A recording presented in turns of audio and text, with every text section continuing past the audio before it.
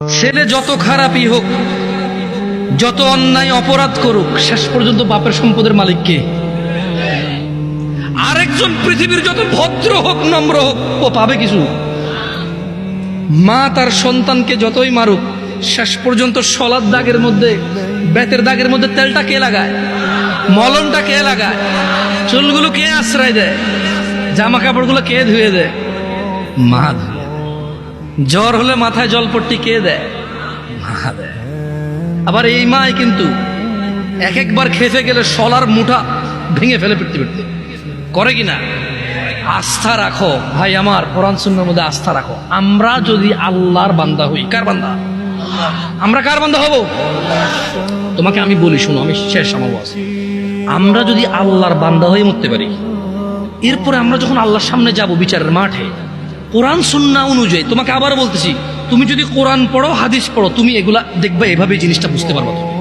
যখন আমরা মরবো, হিসাবের টাইম আসবে, আল্লাহর সামনে যখন আমরা উপস্থিত হব, যখন আমরা কুফরি করব না, শিরিক করব না, যখন আমরা কি করব না, কুফরি করব না, শিরিক করব না, আল্লাহর সামনে গেলে আমাদের অনেক গুনাহ যদি থাকে, এটা আল্লাহর ক্ষমতা। আল্লাহ আমাদেরকে শাস্তি দিবে অথবা ক্ষমা করবে। আল্লাহ আমাদের শাস্তি দিবে অথবা ক্ষমা করবে। এটা কার ইখতিয়ার? সিদ্ধান্ত কার? আল্লাহ।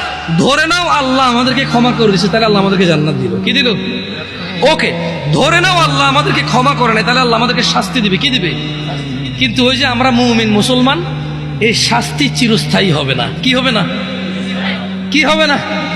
ওই যে যার যে অপরাধ, চুরি করলে 6 মাস জেল, ডাকাতি করলে 1 বছর জেল, মানুষ মারলে 12 বছর যাবজ্জীবন জেল, ওই হিসেবে আমাদের অন্যায় অপরাধ অনুযায়ী শাস্তি পাবো। কি পাবো?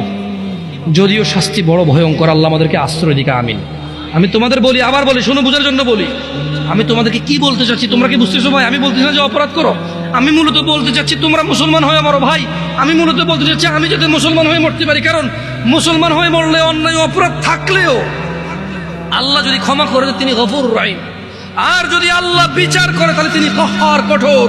তিনি যদি শাস্তি দেয়, কেউ শাস্তি ঠেকাতে পারবে না, কিন্তু তিনি কারো উপরে জুলুম করবে না, অপরাধ অনুযায়ী শাস্তি ভোগ করবে। এরপরে আল্লাহ ওকে পবিত্র করে, সুন্দর করে জান্নাতে ঢুকাই দেবে। আর শোনো শোনো শোনো শোনো শোনো শোনো শোনো, তোমার চাইতে ছোট জান্নাত কেউ পায় নাই। তুমি এই পৃথিবী সমান 10টা পৃথিবীর মতো জান্নাত পাবা। সুবহানাল্লাহ।